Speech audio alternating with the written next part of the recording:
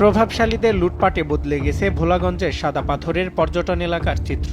1 বছর আগেও যেখানে ছিল পাথরের স্তূপ, সেখানে এখন ধুধু মাঠ। দিনরাত শত শত নৌকা দিয়ে প্রকাশ্যে বালু পাথর লুটপাট হয়েছে।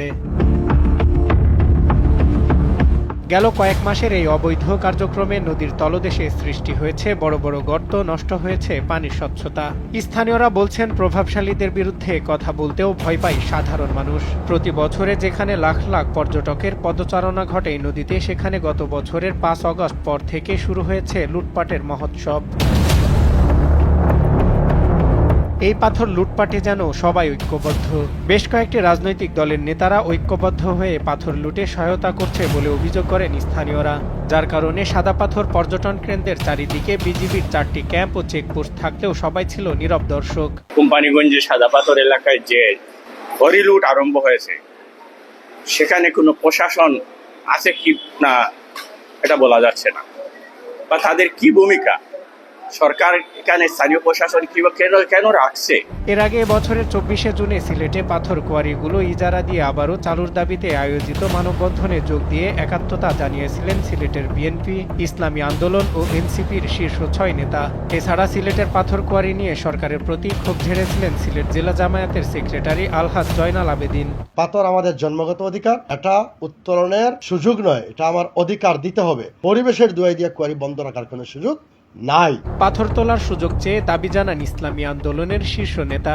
10 মাস আগে সৈয়দ মোহাম্মদ ফয়জুল করিম শায়েক চরমনায় পাথর ব্যবসায়ী, মালিক সমিতি ও শ্রমিক প্রতিনিধিদের মতবিনিময় পাথর উত্তোলনের জোর দাবি জানিয়ে সংবাদ সম্মেলন করেন। আর আমাদের নদীর থেকে পাথর তোলার পরিবেশ নষ্ট হবে কেন? বরং পাথর না তোলার কারণে পরিবেশ নষ্ট হয়ে গেছে। পরিবেশের দোহাই দিয়ে আমাদের সম্পত্তিকে যারা বাধা দিবে এবং যারা আমাদেরকে ডুবিয়ে এবং চুবিয়ে মারার চেষ্টা করবে, এটা আমরা কোনো অবস্থাতে মানতে পারি না। আমি অন্তর্বর্তী সরকারকে বলবো, আপনি অচিরেই পাথর তোলার অনুমতি প্রদান করুন। আর যদি আপনি অনুমতি প্রদান না করেন তাহলে আমি মনে করব আপনিও ভারতের চাপে নতি স্বীকার করেছেন। প্রভাবশালীদের দাপটের কাছে হার মানেন বন ও পরিবেশ উপদেষ্টা সৈয়দ রেজওয়ানা হাসান। এক পর্যায়ে একাধিকবার অসহায়ত্ব প্রকাশ করেছেন তিনি। সিলেটের নান্দনিক আবেদন আছে, নৈসর্গিক আবেদন আছে, এইরকম জায়গাগুলোকে আমরা আর পাথর তোলার জন্য ইজারা দেব না, 1 নম্বর। 2 হচ্ছে অবৈধভাবে যে পাথর উত্তোলন হয় সেটা বন্ধের জন্য নিশ্চয়ই জ্বালানি মন্ত্রণালয় থেকে উপদেষ্টা মহোদয় বলবেন। পাথর খেকোদের বিরুদ্ধে স্থানীয়রা প্রতিবাদ করলেও প্রশাসনের নীরব ভূমিকা থাকার কারণে মিলছে না কোনো প্রতিকার। যদিও বিষয়টি নিয়ে তোলপাড় হওয়ার পর নড়ে চড়ে বসেছে প্রশাসন।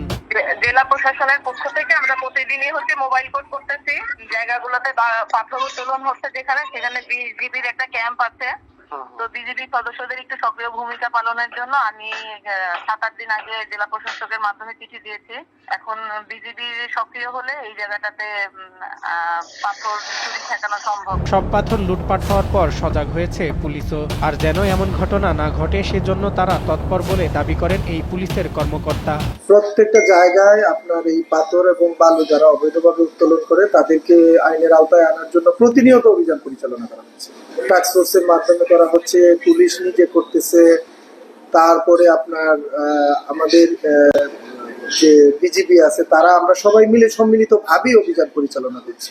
কিন্তু তারপরেও আমরা শতভাগ সফল হচ্ছি এটা আমরা বলবো না, কিন্তু আমরা সবসময় অভিযান পরিচালনা করছি এবং আমরা আমাদের সর্বোচ্চ সামর্থ্য দিয়ে চেষ্টা করছি।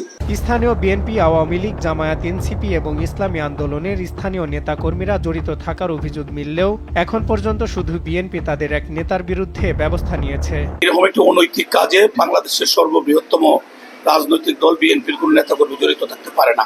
গতকালকেও আমাদের কোম্পানিগঞ্জের সভাপতিকে সুনির্দিষ্ট অভিযোগের ভিত্তিতে ওনার পদ স্থগিত করা হয়েছে এবং সেটা তদন্তের মধ্যে আছে। যদি উনি দোষী প্রমাণিত হন, স্থায়ীভাবে ওনার সাথে দলীয় সম্পর্ক ছিন্ন করা হবে।